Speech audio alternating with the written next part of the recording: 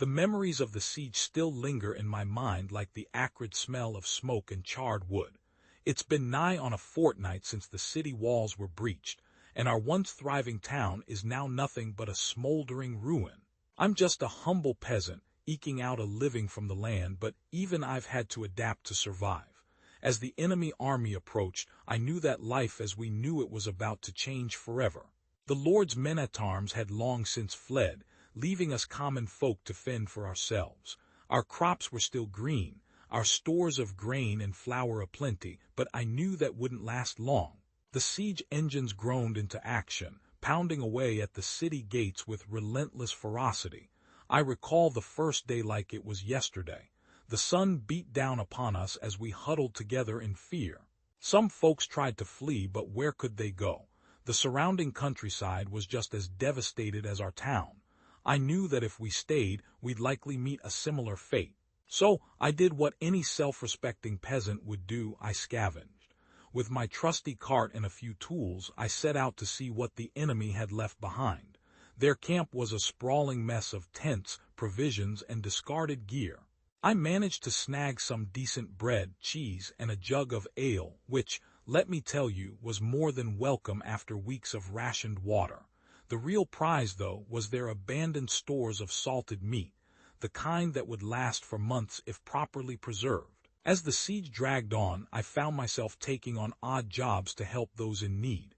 A widow needed her roof fixed. I used my cart and some spare lumber to get it done. An elderly couple required assistance with carrying firewood. I lent a hand and an arm or two to get their hearth lit once more. It's funny, really, during the worst of times, our community came together in ways that transcended social status. Of course, there were those who refused to adapt, or worse still, those who took advantage of the chaos. I recall a group of ruffians who saw fit to collect, read, steal what little food and supplies they could from abandoned homes. I caught them red-handed in my own garden, pilfering my precious veggies. Well, let me tell you, I gave those ne'er-do-wells a piece of my mind, or rather my pitchfork. As the days turned into weeks, our town became a shadow of its former self.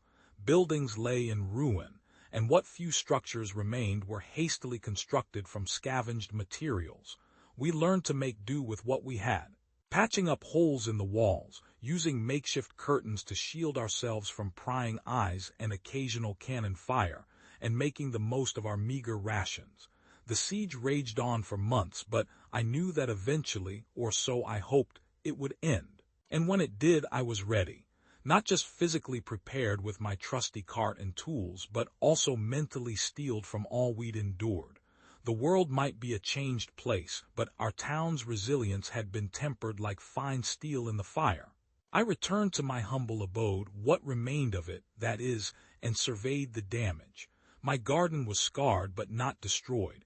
I vowed to replant as soon as possible. Our community would rebuild, just as we always did after a hard winter or a bad harvest.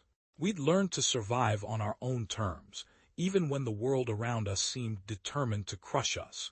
Now, if you'll excuse me, I need to get back to my daily routine and the never-ending task of rebuilding our little corner of the world.